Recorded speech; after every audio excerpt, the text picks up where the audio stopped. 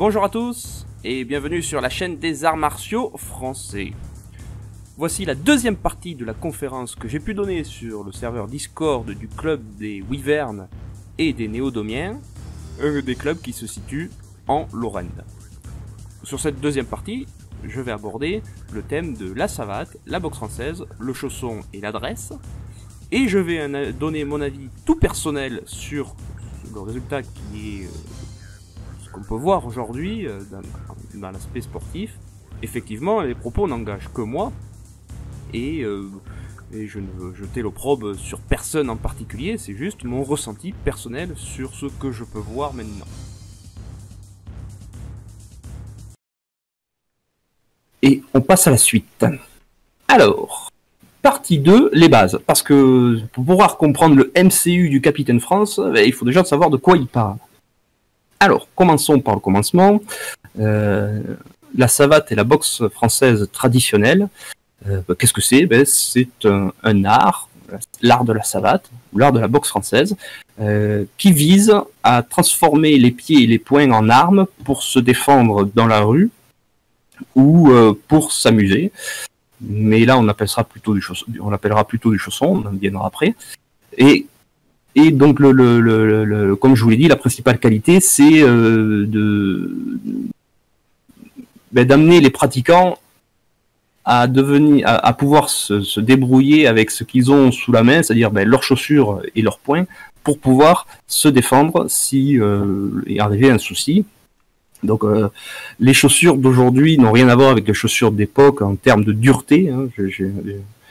Et il faut bien comprendre que la savate et la boxe française traditionnelle ne sont pas des arts. C'est pas des sports de combat dans le sens où les pieds sont armés, les mains sont nues. On va dire les mains n'ont pas sont vides, hein, mais les pieds sont armés et l'arme c'est la chaussure. Et donc, alors après, pourquoi est-ce que je distingue la savate et boxe française traditionnelle? C'est simple, la savate est un jeu très rustique qui mêle des coups de lutte, un ou deux coups de poing et une série de coups de pied qui ne dépassent pas le haut des hanches en termes de hauteur. C'est-à-dire que littéralement c'est l'art d'estropier son adversaire. On ne cherche pas à viser la tête ou même le plexus on vise pas le haut du corps avec les pieds. Alors je réponds à la question. Le pied est armé parce que les chaussures sont coquées. Alors c'est pas le fait qu'elles soient coquées, c'est le fait que la semelle est en cuir bouilli, et le cuir bouilli est très solide. Elles sont cloutées. Souvent il y a un enferron de fer qui protège le devant de la semelle pour pas que ça s'abîme avec le temps. Et le cuir qui fait la chaussure en elle-même est souvent lui aussi plus ou moins bouilli, voire doublé. Donc, naturellement, c'est une chaussure qui est solide et en plus de ça, qui est lourde. J'ai réussi à trouver une paire de brodequins et période années 20.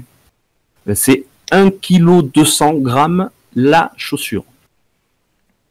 Voilà, ce qui veut dire quand même que lorsque vous savez manier ce genre d'objet, vous pouvez garer vos genoux et vos tibias parce que si vous vous faites toucher, ça dégage. Et ça, c'est clair. Les pieds sont armés. Et de toute façon, il suffit de voir dans la loi, la loi actuelle, porter des rangers ou des chaussures militaires pour se battre, c'est une circonstance aggravante. Oui, alors c'est vrai, les mecs volent quand ils enlèvent leurs chaussures. Ouais, alors petite anecdote. Ouais, c'est ça. Alors le poids d'une broadsword, ouais, c'est ça. Alors petite anecdote, j'ai eu la chance de faire un tournage de 3 jours pour un reportage sur les résistants en Corrèze. Et donc pendant 3 jours, j'ai porté ces brodequins de 1,2 kg chacun.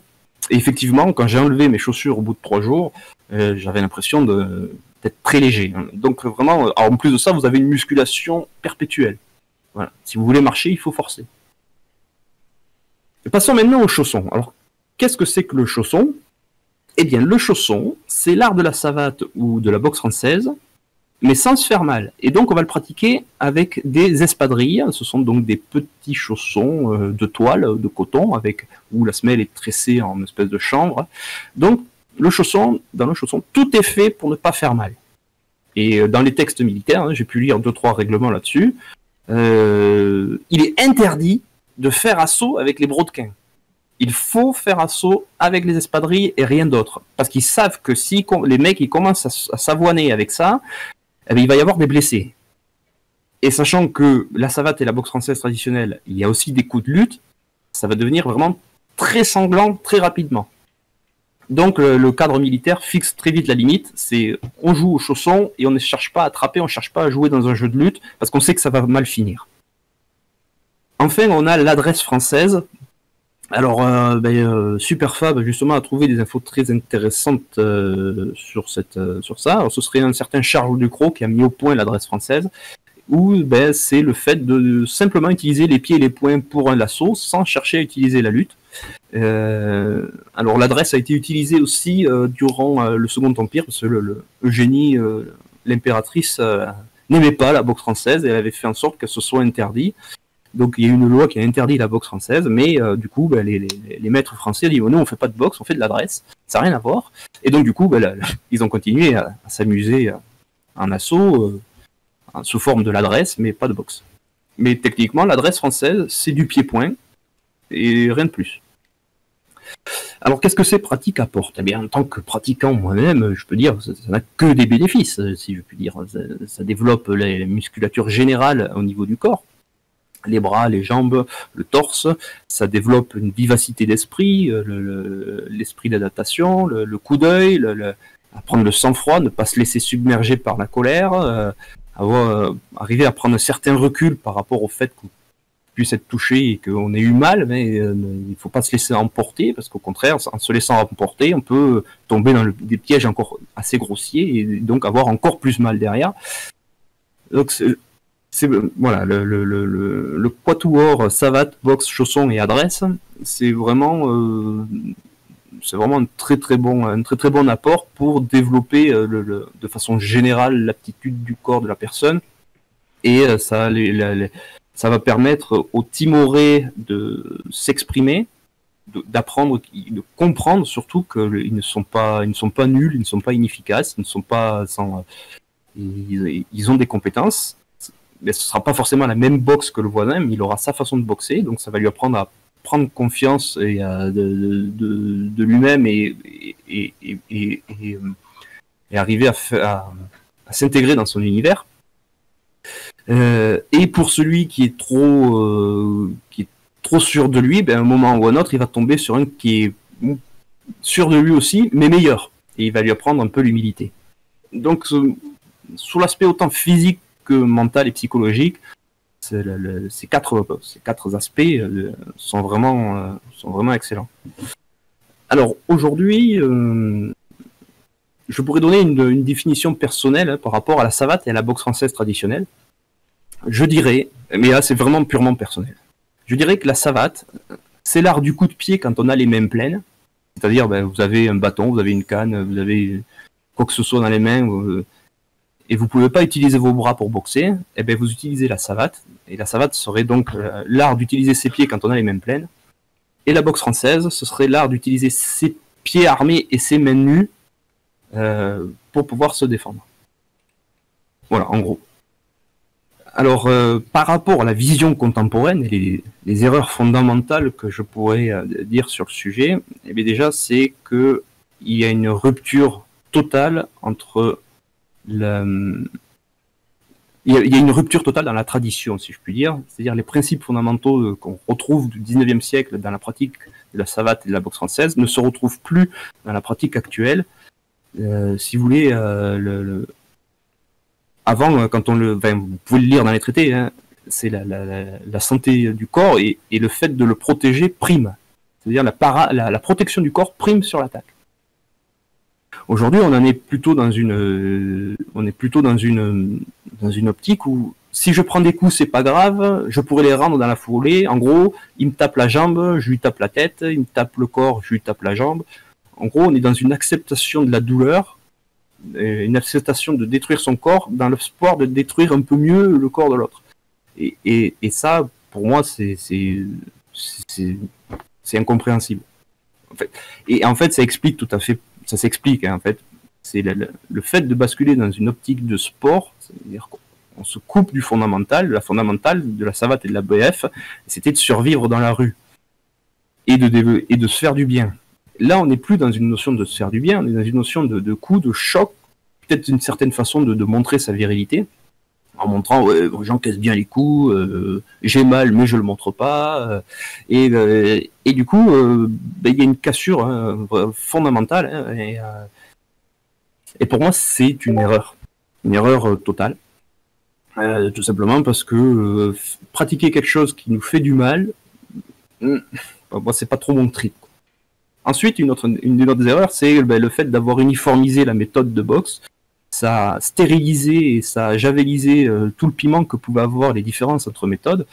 Alors oui, il existe une méthode différente de la méthode fédérale actuelle qui est toujours en vie, et qui a eu un enseignement continu, c'est la méthode Lafont. Mais on a vu ce que leur a réservé le sort que leur a réservé la fédération de BF, et les a fait passer sous... Au début, quand j'ai entendu parler de cette méthode, j'en ai entendu que du mal. Alors qu'en fait, c'est génial ce qu'ils font. Et donc voilà, erreur fondamentale, c'est d'avoir javilisé, tué la diversité, d'avoir tout mis au même diapason, dans un seul moule. Et le seul problème de ça, c'est que si à un moment donné, vous avez une baisse de qualité de l'enseignement, cette baisse de qualité d'enseignement va s'augmenter au fur et à mesure des générations jusqu'à arriver à ce que c'est vraiment pas beau, quoi. Donc je vais vous montrer quelques petites images d'époque. Donc là on voit un très beau ce qu'on appelle aujourd'hui un fouetté visage, mais à l'époque ça s'appelle un coup de pied à la figure, avec une parade et une riposte directe avec un coup de pied bas sur la jambe d'appui. Donc là je reprends. C'est une des postures. Alors ça c'est vraiment typique, l'image, c'est vraiment l'image d'Épinal de la BF. Ça montre en même temps la capacité de gymnastique, la souplesse et le contrôle et la maîtrise. Et c'est vraiment une image d'Épinal que j'aime beaucoup. On retrouve ça avec maître Charles Charlemont, le fils de Joseph, dans une posture qui est vraiment irréprochable. C'est très très beau. Toujours le fils. Là on le voit, c'est une vidéo que vous pouvez trouver sur YouTube où là il travaille avec une élève et il faisait quelque chose que je tiens quand même à souligner. Son père est un des rares à avoir ouvert des écoles d'autodéfense et d'apprentissage de l'art de se défendre pour les filles. C'était vraiment avant-gardiste pour l'époque, hein. On est à fin 19e siècle et il y a des écoles pour filles pour apprendre à se défendre, et moi je trouve ça excellent. De toute façon, j'ai vraiment beaucoup d'affection pour Joseph Charlemont. C'est un type qui avait quand même un sacré vécu. Je vous conseille de lire sa biographie parce qu'elle est vraiment, elle est atypique, quoi. Alors là, vous pouvez voir le Capitaine France dans ses œuvres. Oui, alors c'est marrant, il baisse complètement la garde quand ils envoient le pied. Oui, parce que si on frappe avec le pied, c'est qu'on est hors distance des poings. Donc il n'y a pas besoin de se protéger naturellement. Oui, alors ça, oui, on pourra en parler, mais on va y venir. Oui, c'est de très très bonnes remarques. Mais on pourrait faire une conférence que sur ce sujet, en fait, littéralement. Mais ce sera peut-être le cas pour une autre fois. Donc là, vous pouvez voir le Capitaine France avec une de ses recrues, hein, donc attaque en coup de pied bas, avec riposte coup de pied au visage. Hein, oui, c'est magnifique, c'est beau. Qu'est-ce qu'il est beau, le Capitaine France. Passons. Et une autre vidéo une autre image où là on voit donc une carte postale avec donc l'enseignement militaire, hein. Vous pouvez voir, c'est les ancêtres du Capitaine France. Là on peut voir, alors c'est de la boxe anglaise, mais si on n'a pas l'œil et qu'on connaît pas, on peut pas voir celui qui vous voyez, celui qui est à droite et qui frappe avec le poing. Le coup de poing qu'il donne, c'est un coup de poing qui n'existe plus aujourd'hui, mais qu'on retrouve dans la méthode Albert, que je suis en train de travailler, qui est assez sympa. Et vous pouvez voir que les postures sont beaucoup plus ouvertes que ce qu'on peut voir à l'époque, tout simplement parce que le but n'est pas n'est pas de chercher à encaisser le plus les coups pour pouvoir marquer derrière. Il y a vraiment, d'abord, on essaye de sauver un peu le corps autant qu'on peut. Alors, une image un peu pourrie, mais là, on me voit en train de... C'était il y a 2-3 ans, là, ouais, à peu près, où j'ai fait un assaut de 15 x 3 minutes en boxe anglaise avec un collègue. Et vous pouvez voir que je tente une parade sur son direct. Et ça, c'est typique donc de la boxe à l'ancienne, c'est on fait des parades. Voilà, là, je me rends, je lui fous par la gueule. Et c'est sur cette image où je peux faire le parallèle avec la vision actuelle, c'est que lui, avec les gants bleus, ne cherche pas à parer, mais cherche à prendre les coups dans les gants. Et ça, c'est vraiment fondamental avec l'erreur, ce que je peux dire, les erreurs actuelles, c'est qu'on ne cherche pas à parer, à dévier les coups, on est dans l'acceptation du coup, littéralement, et donc dans l'acceptation d'avoir mal pour rien. Alors qu'on pourrait esquiver ou parer.